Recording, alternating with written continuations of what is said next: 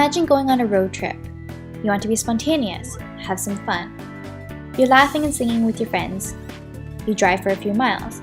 Then you come to a crossroad and wonder which way to turn because you didn't bring a map. Nor did you plan your accommodations, fuel stops, food breaks, or attraction spots. How completely lost would you be? Without planning, you are bound to run into more hurdles and longer detours. Planning is an essential part of almost every short-term task, long-term project, or future endeavor. Post-secondary education is the bridge between where you are now and where you will be in the real world. The decisions you make in the final years of high school will play an immense role in your readiness, excitement, and success throughout post-secondary school. Don't you think you ought to invest some time in planning it effectively? A crucial step when planning and decision-making is understanding who you are in order to determine who you want to become and plan where you want to go. While there are many ways to answer this question, there are three main areas we will focus on to define who you are. They are your interests, your values, and your strengths. The next step in the process is discovering your options. This is your post-secondary education levels, such as a diploma, a certificate, or a degree, your field of study, such as education, arts, or music, and your post-secondary specialization, such as philosophy, accounting, or physiology.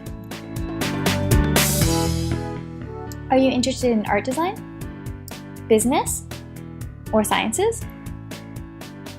I give you a general overview of some of the most common fields to help students explore each field of study, touching upon a description of the field, specializations in the field, career options, and even some key strengths a candidate would need when studying the field.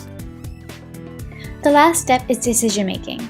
We use what we know about ourselves in the first section and combine it with the options we've discovered in the second section to find the best fit level of education, field of study, and institute for the student. There are several in-book activities to help students look at the most important factors when making these decisions.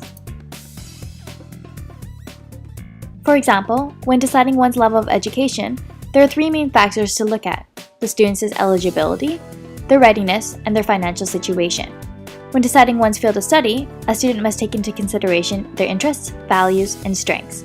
Lastly, when deciding the best fit post-secondary institute, the student must take the first two, the level of education and field of study, into account, as well as their financial situation and additional logistics. In other words, this is you today. And after knowing who you are and the options you have, you'll be able to decide two things: the level of education and field of study that best suits you. And these two things will be the main deciding factors of which institute to apply for. Once you know where you want to go and what you want to apply for, these make up your short-term goals, such as getting the grades you need to be accepted or saving up enough money to move away. Finally, all of your short-term goals bring you to your one long-term end goal, what we've been working on to solve for the entire book. In other words, I want to go to X institute to study Y field.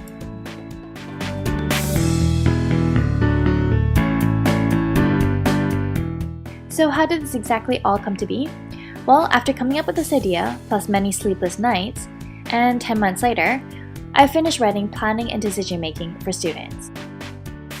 And now I need your help.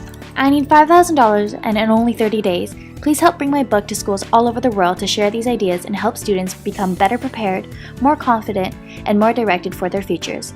Check out the rewards, spread the word, and look forward to updates. Thank you so much.